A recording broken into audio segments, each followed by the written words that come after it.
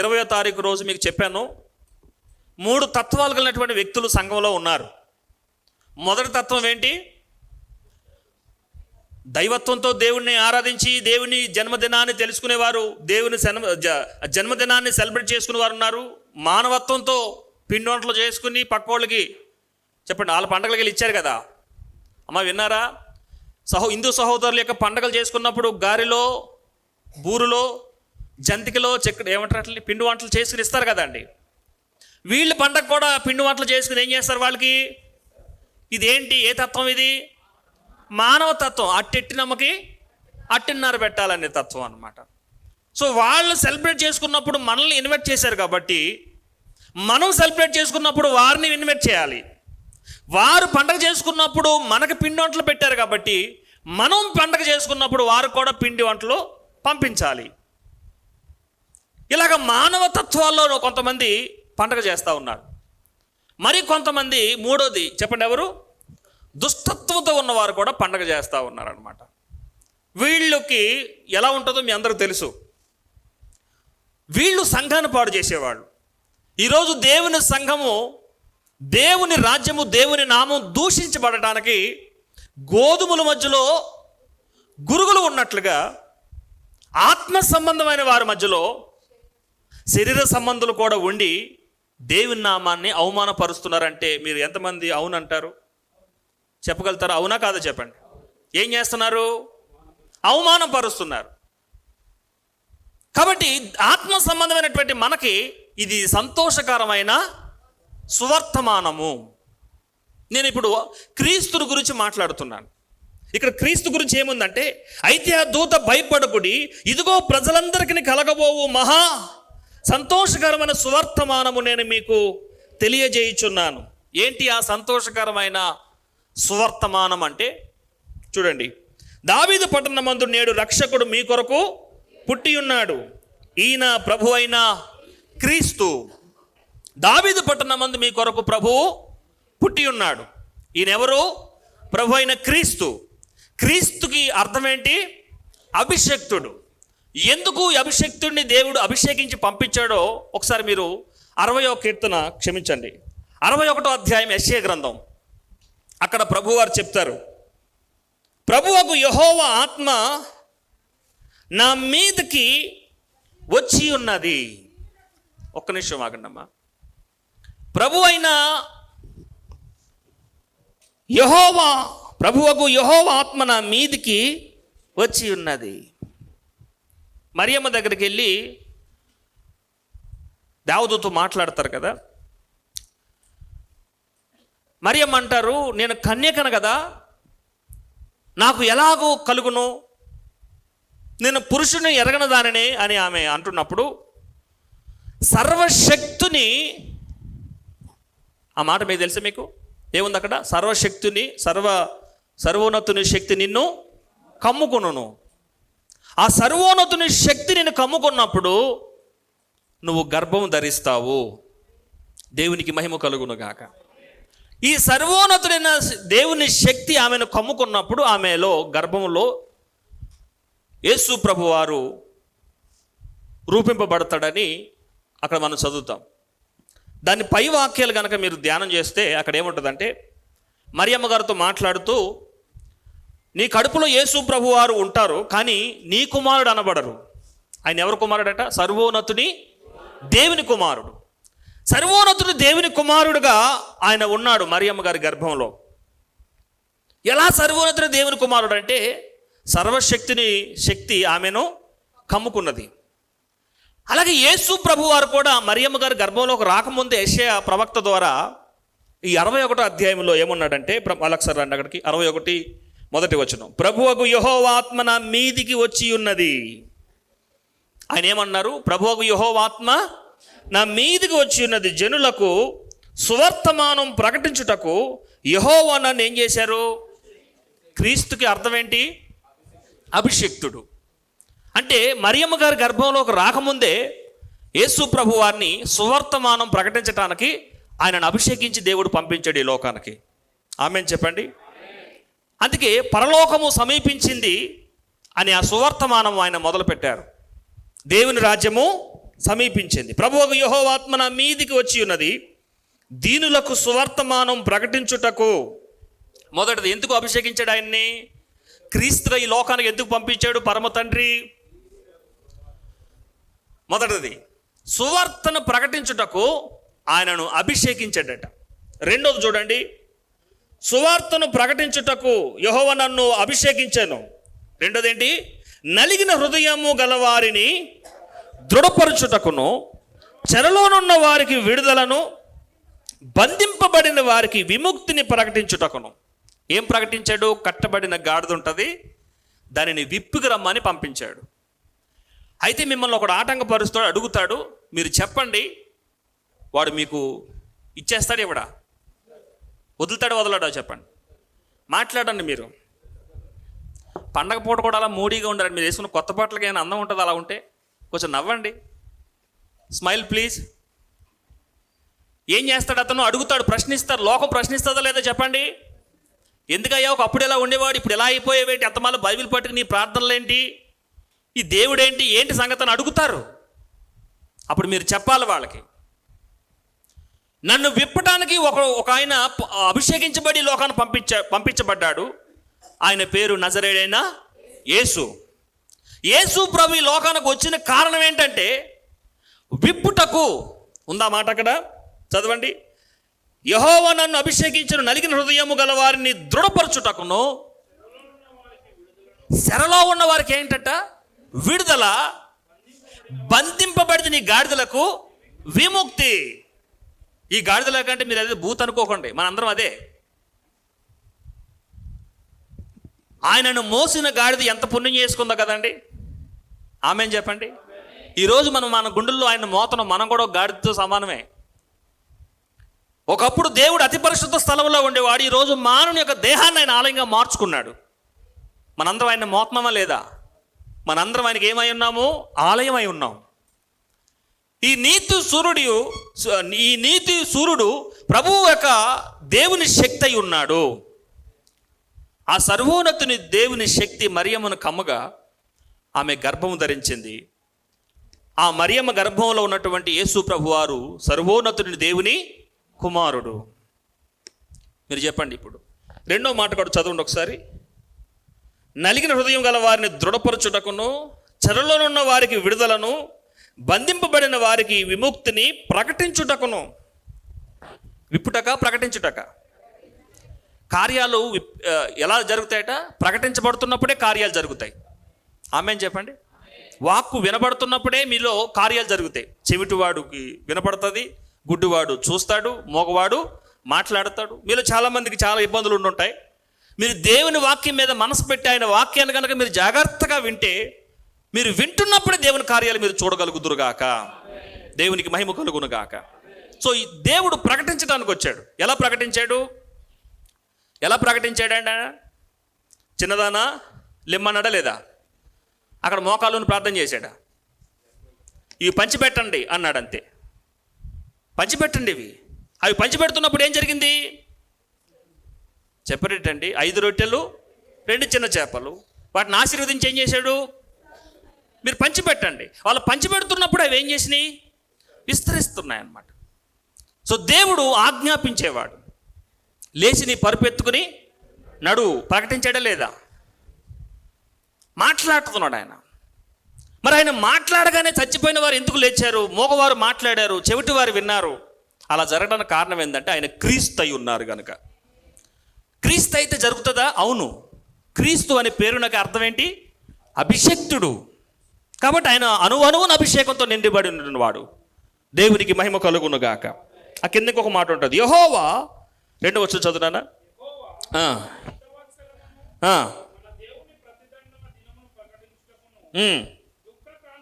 దుఃఖాక్రాంతులందరినీ.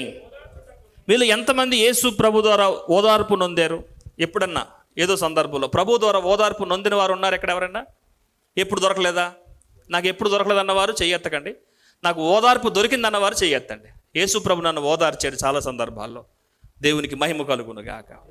ఏ పరిస్థితి అయినా సరే, ఇద్దరికి గొడవ జరిగింది, తప్పు నీది కానీ అవతలదు కానీ మొదట దేవుడు నీ దగ్గరికి వచ్చి నిన్ను ఓదార్స్తాడా? ఓదార్చడా?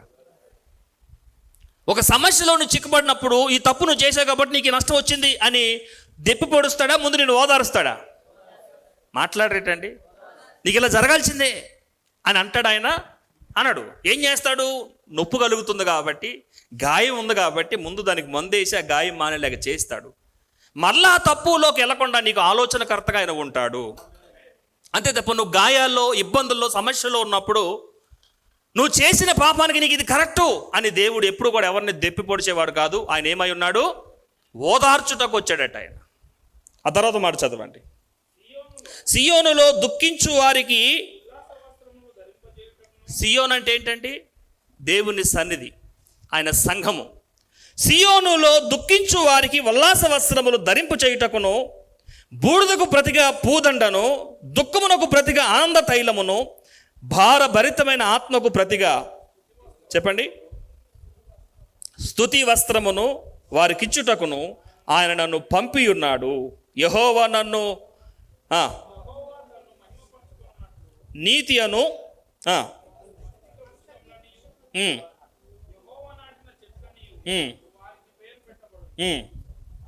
చాలా కాలము నుండి పాడుగానున్న స్థలములను వారు కట్టుదురు. ఇక్కడ ఒకసారి ఈ 4వ వచనంలో ఆగి మీ తలల పైకి ఎత్తండి. ఇక్కడ ఎవరి గురించి మాట్లాడుతున్నారు? ఇప్పుడు దాకా మనం చదివింది అభిషేక్తుడి గురించే. ఈ 4వ వచనంలో ఎవరైతే విప్పబడిన అనుభవంలోకి వస్తారో, ఎవరైతే ఆయన దగ్గర ఓదార్పు నొందుతారో, పైనుంచి మొత్తం చదివాం కదా మనం. ఏం చదివాం పైనుంచి? మొదటి నుంచి ఏం చదివాం మనము? ఒకటి, సువార్తమానం ప్రకటించడానికి అన్నాడు కదా ఆయన. మీరందరూ సువార్తమానం విన్నారా, వినలేదా? ఒకటి, మనందరూ సువార్త అందింది, ఆ సువార్త మనం తెలుసుకున్నాం. ఈ 4వ వచనంలో ఎవరంటే, మళ్ళీ చదవండి, చాలా కాలం నుండి పాడుగానున్న స్థలములను వారు కడతారు. ఎవరు వాళ్ళు? అమ్మా ఒకసారి గ్రహించాలి మీరు. ఎవరు కడతారు పాడైపోయిన స్థలాలను? సువార్త పొందినవాడు, అంతే కదండి. రెండోది ఏంటి? ప్రభాకర్ నువ్వు చదువు, మొదట చదువు. సువార్తమానం ప్రకటించుటకును, తర్వాత ఏమన్నాడు? ఒకప్పుడు బాగా మనం కూడా నలిగిపోయిన అనుభవాల నుంచి దేవుడు మనల్ని విడిపించలేదా? ఇప్పుడు మనం ఎవరికి చెప్పాలి? ఆ స్థితిలో ఎవరైతే ఉన్నారో వారికి మనం ఆదరణగా ఉండాలి. ఆమేన్. తర్వాత ఏమన్నాడు? మూడోది, చెరలో ఉన్నవారు ఉన్నారు కొందరు, అప్పులనే సమస్యలు, వేరే దాంట్లో చెరలో ఉన్నవారు కొందరు ఉంటారు. వీళ్ళందరికీ మనం ఏమై ఉండాలని బైబిల్ చెప్తుందంటే, మీరు ఒక దీపస్తంభంగా ఉండాలి వాళ్ళకి. ఆమేన్. విప్పబడిన నీవు, ఆదరణ పొందిన నీవు, మూడోది ఏమన్నాడంటే దేవుని దగ్గర ఓదార్పు పొందిన నీవు, ఆ స్థితిలో ఉన్న వారికి నువ్వేమై ఉండాలంటే ఒక మార్గదర్శివై ఉండాలి, వారిని ప్రభు దగ్గర నడిపించడానికి. అమ్మ మీకు అర్థమవుతుందా, వ్యర్థమవుతుందా? ఏమై ఉండాలి మనం ప్రభుకి? ఆయన గుణాతిశయములను వారికి ప్రచురించి, అమ్మ నీకంటే ఎక్కువ కష్టాల్లో నేను ఉన్నప్పుడు ప్రభు దగ్గర నేను ఓదార్పు పొందాను. చెప్పండి అందరూ కలిసి, ప్రభు దగ్గర ఎంతమంది ఓదార్పు పొందారు? గట్టిగా చెప్పండి. నేను ప్రభు దగ్గర ఓదార్పు పొందాను, ప్రభు దగ్గర సహాయం పొందాను, ప్రభు దగ్గర నేను మేలు పొందాను, ప్రభు దగ్గర నేను ఈ విధమైన సహాయాన్ని పొందాను. అప్పుడు ఏం చేయాలంటే వాళ్ళకి చెప్పి, ఆయన గుణాతిశయములను వాళ్ళకి ప్రచురించేసి, వారికి ప్రభుకి మనం ఏమై ఉండాలి? అమ్మ చెప్పండి. చెరలో ఉన్న వారికి, కట్టబడిన వారికి, ఇక్కడ ఉన్న ప్రభుకి, రక్షణ పొందిన నీవు నేను ఏమై ఉండాలి?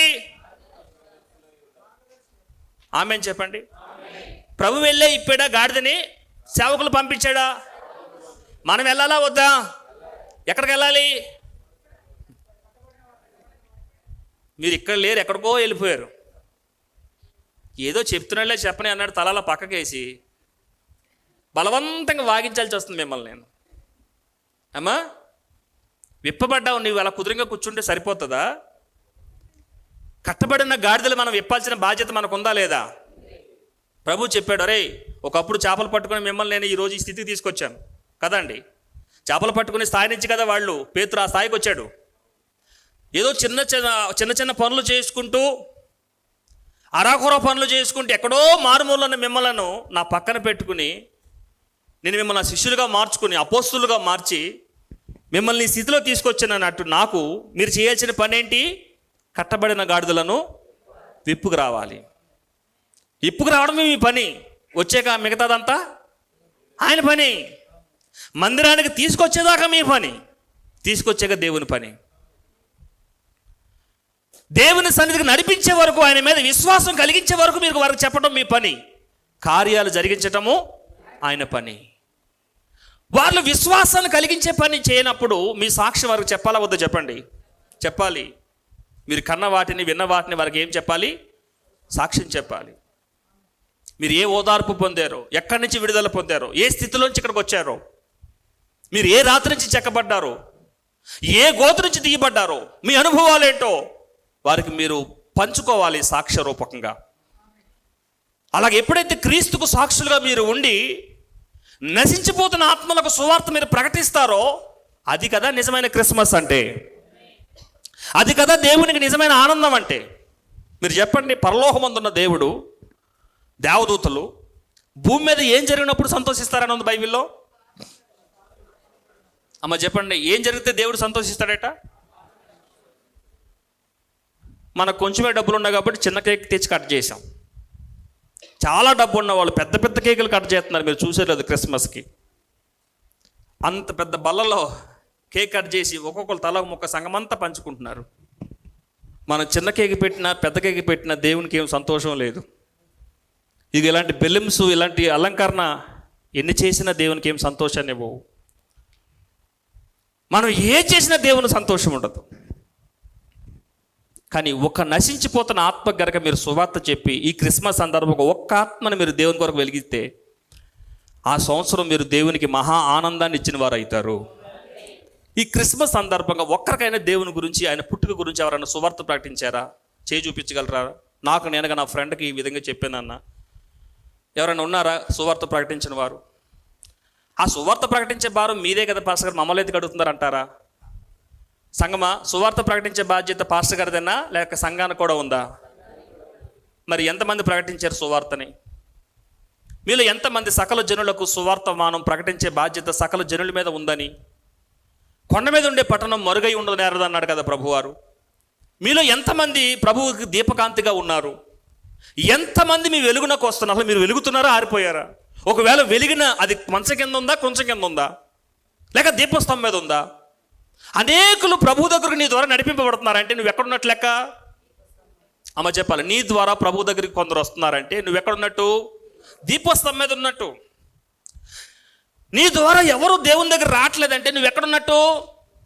మంచం కింద లేదా కొంచెం కింద.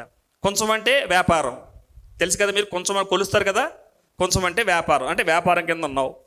మంచం అంటే సుఖం, అంటే నువ్వు సుఖానుభోగంతో ఉన్నావు. దీపస్తంభం అంటే అన్ని గాలులు తగులుతుంది, అది దీపస్తంభం మీద ఉండి కొట్టబడుతుంది, నెట్టబడుతుంది, సమస్యలతో అయినా సరే సువార్త ప్రకటిస్తుంది దీపం. మీరు చెప్పండి, ఈ మూడు అనుభవాలు మీరు దేంట్లో ఉన్నారు? సంవత్సరానికి ఒకసారి క్రిస్మస్ చేసుకోవడం తప్పేం కాదు, అదేం మహాపాపం కాదు. కానీ ఎందుకు క్రిస్మస్, ఎందుకు క్రీస్తు వచ్చాడు ఈ లోకానికి? నన్ను ఒకరు ఇప్పారు, ఈరోజు నేను ఇప్పబడ్డాను. నన్ను ఒకరు వెలిగించారు, ఈరోజు వెలిగించబడ్డాను. నాకు ఒకరు సువార్త చెప్పారు, నేను సువార్త విన్నాను. నాకు ఒకరు దేవుని పరిచయం చేశారు, నేను దేవుని తెలుసుకున్నాను. మరి నేను కూడా ఒకరికి పరిచయం చేయాలి కదా దేవుణ్ణి. అమ్మ ఉన్నారా లేరా? నేను కూడా ఒకరిని ఇప్పాలి కదా వ్యసనాల్లో నుండి. నేను కూడా ఒకరికి సహాయం చేయాలి కదా దేవుని దగ్గర నడిపించడానికి. అలా చేసే మనసు నీకు ఎప్పుడు వస్తుందో అది కదా నిజమైన క్రిస్మస్. అది దేవుని నిజంగా సంతోషపరచటం అంటే. ఆమేన్. క్రీస్తు అనే పేరుకి అర్థం ఏంటి? అభిషేక్తుడు. ఆయన ఈ లోకానికి వచ్చింది అభిషేకించబడి క్రీస్తుకి లోకానికి వచ్చాడు. ఆయన కూడా తన పిల్లల్ని అభిషేకించాడు. ఎలా అభిషేకించాడు? మీరు లోకానికి వెలుగై ఉన్నారని అభిషేకించాడు. చెప్పండి, మన మీద ఉన్న అభిషేకం ఏంటి? చెప్పండి, అభిషేకం ఏంటి మంది? వెలుగు. ఇంకో అభిషేకం ఏంటి? ఉప్పు. ఈ రెండు లేని కొంప ఉంటుందా అమ్మ? ఈ రెండు లేని ఇల్లు ఉంటుందా? ఉప్పు లేని ఇల్లు, వెలుగు లేని ఇల్లు ఉంటుందా? ఎంత పేదోడైనా ఒక చిన్న దీపమైనా పెట్టుకుంటాడు. ఎంత పేదోడైనా అంత ఉప్పు అయినా పెట్టుకుంటాడు లోపల. అంటే అర్థం ఏంటంటే నీ అవసరం కోట్లకు అధిపతి కానించి కూటు లేనాడు వరకు ఉంది. నీ అవసరం లక్షాధిపతి మొదలుకొని భిక్షమెత్తుకునే వాడి వరకు ఉంది. మరి నువ్వు మంచం కింద కృంచం కింద ఉంటే అప్పుడు నీ అవసరం వారికి అందుతుందా, అందదా? మాట్లాడాలి మీరు. కింద చాలా పెద్ద జనరేటర్ కరెంట్ ఉంది, పైకి రావడానికి వైర్ సహాయం అయింది కదా. అలాగే లోకంలో ఉన్న ప్రజలకి దేవుని కనెక్ట్ చేయడానికి నువ్వు ఒక వైర్ లాగా పని చేయాలి. దేవునికి మహిమ కలుగును గాక. కనీసం ఈ సంవత్సరం ఒక నిబంధన చేసుకుని మళ్ళా వచ్చే సంవత్సరం క్రిస్మస్ కల్లా ఇదిగో ఇన్ని ఆత్మలు నేను దేవుని దగ్గర నడిపించానని మీరు చెప్పగలుగుదురుగాక. దేవుడు అడిగేది కూడా అదే, దేవుని సంతోషపరిచేది కూడా అదే. నశించుచున్న వారికి దేవుని సువర్తమానము ప్రకటించుటకు తండ్రి కుమారుని అభిషేకించి పంపించాడు. ఆ కుమారుడు మనల్ని అభిషేకించి పంపించాడు నశించుచున్న వారికి దేవుని గురించి ప్రకటన చేయాలి. దేవునికి మహిమ కలుగును గాక. మరో మాట మీకు జ్ఞాపకం చేస్తాం, కొంచెం కిందకు వెళ్దాం.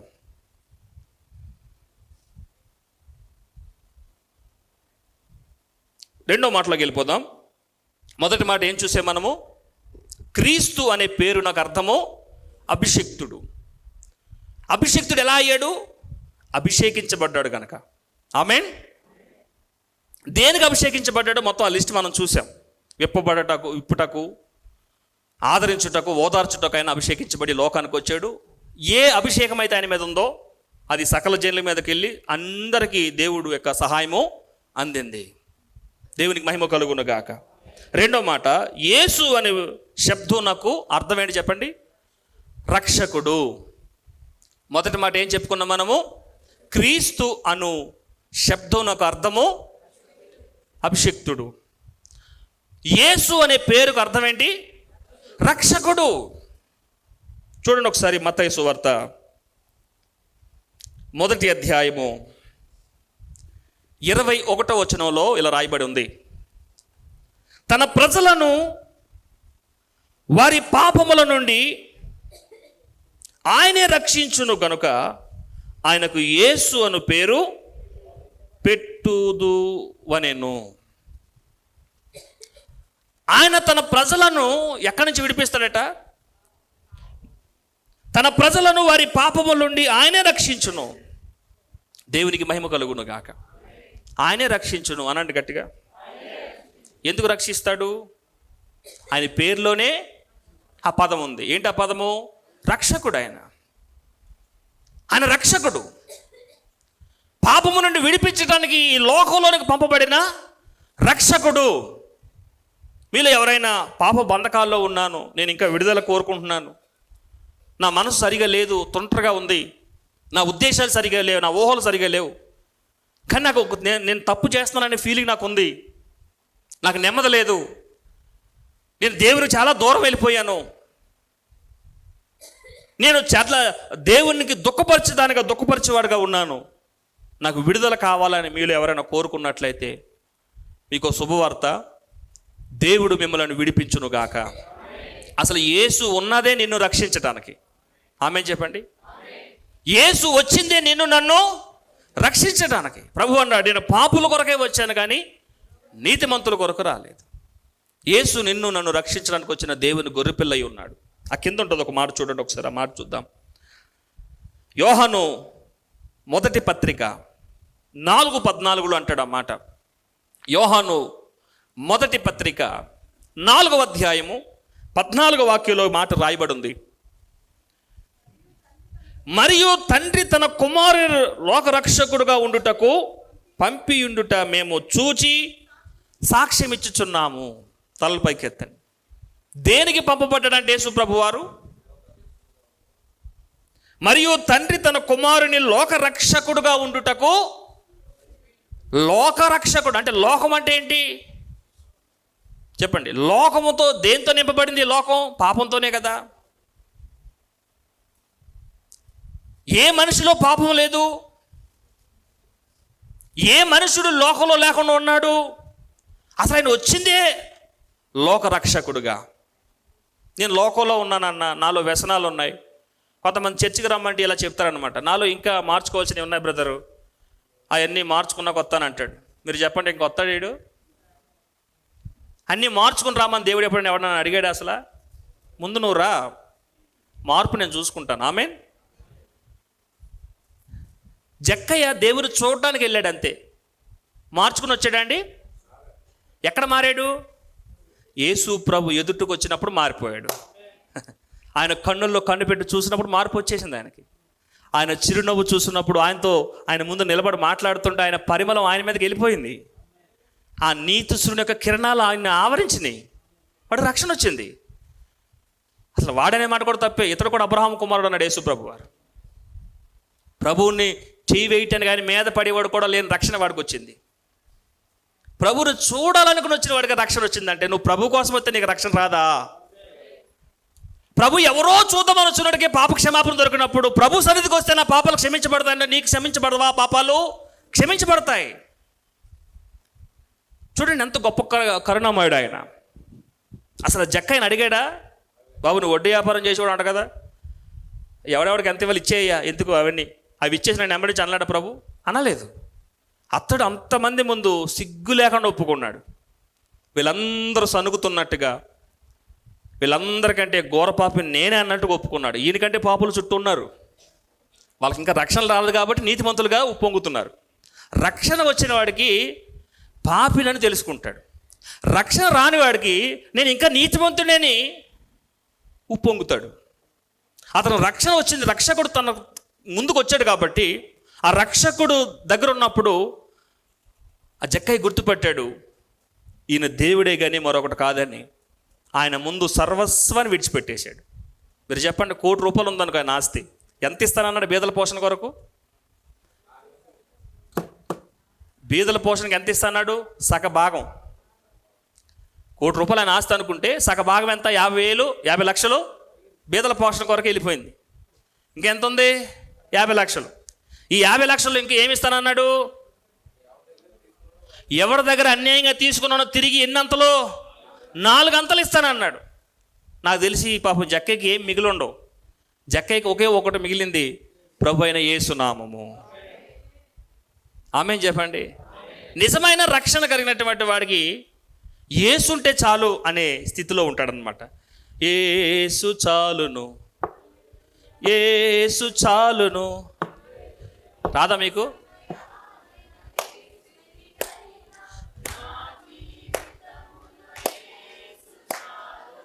అందరూ పాడండి. యేసు చాలును, యేసు చాలును.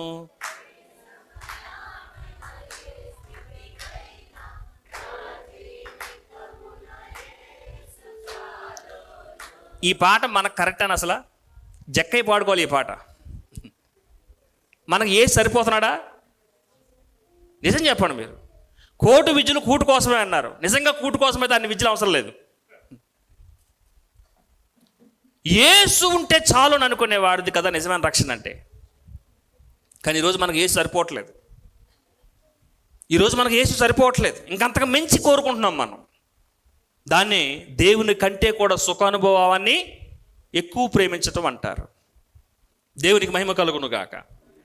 సకల జనులకు సువర్తమానం ప్రకటించుటకు, కట్టబడిన వారిని విప్పుటకు, ఓదార్పు లేని వారికి ఓదార్పునిచ్చుటకు ఆయన అభిషక్తుడికి ఈ లోకానికి వచ్చాడు. అది జరిగింది.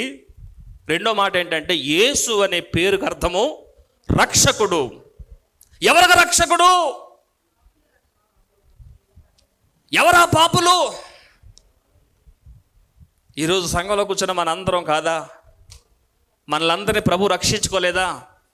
అలాగే మీలో ఎవరైనా గిల్టీ ఫీలింగ్ అనిపిస్తే, దేవుడు నన్ను రక్షిస్తాడా, దేవుడు నాతో మాట్లాడతాడా, దేవుడు నాతో మాట్లాడతాడా, దేవుడి దగ్గర నేను వెళ్ళగలనా, నేను తెలిసి చాలా తప్పులు చేశాను, దేవుడు నన్ను క్షమిస్తాడా అని చాలామంది ఒకవేళ అనుకుంటే, ఈ క్రిస్మస్ సందర్భంగా దేవుని మాట మీకు ప్రకటిస్తున్నాను, యేసు నిన్ను ఆల్రెడీ క్షమించాడు.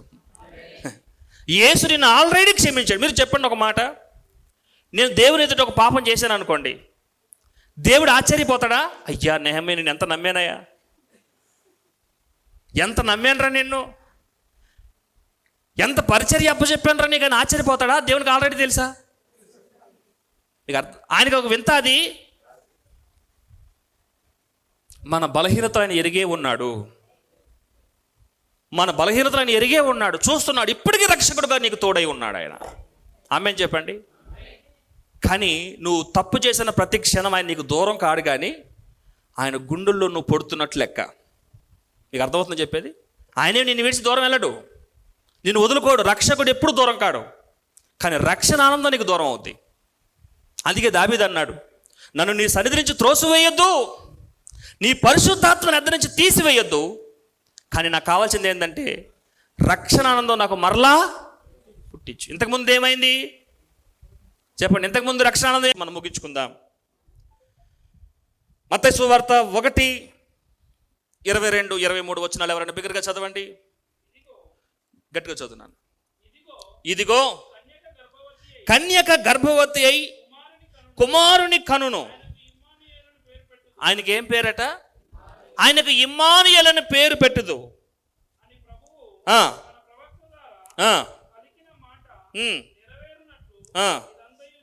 ఆమేన్. ఇమ్మానుయేలను పేరునకు భాషాంతరమున దేవునికి మహిమ కొలినట్లుగా చప్పట్లు కొట్టి ప్రభువును స్తుతించండి. ఇప్పుడు చెప్పండి, మొదటి అనుభవం దగ్గరికి వెళ్దాం. ఫస్ట్ మనం విప్పబడ్డామండి పాపపు శరల నుండి, పాపల సంఖ్యల నుండి, బంధకాల నుంచి, ఆ జిగటగల దొంగ ఊబులో నుంచి మనము విడుదల పొందాం. ఎంతమంది విడుదల పొందారండి? అమ్మ, ఎంతమంది విడుదల పొందారు? దేవుడు మిమ్మల్ని దీవించును గాక. ఈ విడుదల పొందిన వారికి ఏం కావాలి? అమ్మా, మీరు ఇక్కడ చూడాలి. విడుదల పొందితే సరిపోయిందా? స్నానం చేస్తే సరిపోయిందా? నెక్స్ట్ ఏంటి? బట్టలు ధరించుకుంటాం కదా, నీతి వస్త్రం ధరించబడాలి నీకు. ఆమేన్ చెప్పండి. రక్షణ వస్త్రం ఉంది. యేసును గుర్తించడం రక్షణ. ఆ రక్షకును గుర్తించి ఆయన వచ్చిందే మనల్ని విడుదల చేయడానికి వచ్చాడు, విడిపించాడు మనలను. విడుదల పొందిన మనందరికి రక్షకుడు ఉన్నాడు. ఒకసారి విడుదల పొందిన తర్వాత, రక్షణ పడిన తర్వాత బలహీన పడుతూ ఉంటాం, అటు ఇటు ఊగుతూ ఉంటారు. ఎప్పుడు బలహీన పడినా మీరు ఒకటి గుర్తు చేసుకోవాలి, దేవుడు నాకు తోడై ఉన్నాడు, నన్ను రక్షించువాడై ఉన్నాడు. ఒకవేళ రక్షణ పొందిన తర్వాత బలహీనలో పడిపోతే ఇంకాడు నరకానికి వెళ్ళిపోయినట్టేనా? ఒకసారి రక్షించబడి నువ్వు దేవుని యొక్క వరములు రుచి చూసి పడిపోయావనుకో, ఎబ్రీ పత్రిక చెప్పిన ప్రకారం ఇంకా గత అంతేనా? ఇంకా లేక దేవుడు వాడిని మార్చుకుంటాడా? మార్చుకుంటాడు. సరిచేస్తాడా? సరిచేయడా? సరిదిద్దడా? కడుగుతాడా? కడగడా? ఆయన రక్తంలో కడుగుతాడు. ఎలా ఉంటే చేస్తాడా పని? వాడు మరలా మునుపు ఎలాగ దేవుని దగ్గరికి వచ్చాడో అలాగ మళ్ళీ దేవుని దగ్గరికి వచ్చి తన స్థితిగతులను మార్చుకోవాలి. అలా మార్చుకున్న వాడికి దేవుడు ఎప్పుడు కూడా తోడై ఉంటాడు. ఎలాగంటే ఇమ్మానుయేలుగా. ఆమేన్. ఇంకొక మాట మీకు జ్ఞాపకం చేస్తాను. కొరింథీయులకు రాసిన పత్రికలో, కొరింథీయులకు రాసిన 2వ పత్రిక 13వ అధ్యాయము 11వ వచనంలో, తుదకు సహోదరులారా, ఎందుకంటే మీకు రక్షకుడు ఉదయించాడు. తుదకు సహోదరులారా సంతోషించుడి, సంపూర్ణులై ఉండుడి, ఆదరణ కలిగి ఉండండి, ఏక మనసు గలవారై ఉండండి, సమాధానంగా ఉండండి. ప్రేమ సమాధానములకు కర్తయగు దేవుడు మీకు తోడై ఉన్నాడు. దేవునికి మహిమ కలుగును గాక. ప్రేమ సమాధానాలు కర్తయగు దేవుడు మీకు తోడై ఉన్నాడు. ఈ మాట తోడై ఉన్నాడు అన్నప్పుడు దేవుడు పరిశుద్ధులకే తోడై ఉంటాడా? ఆనాడు యోసేపుకు దేవుడు తోడై ఉన్నాడనే మాట మనం చాలాసార్లు చదివాము. ఒక యోసేపు విషయంలోనే ఎక్కువ సార్లు కనపడుతుంది. ఐగుప్తులో యోసేపుకు యెహోవా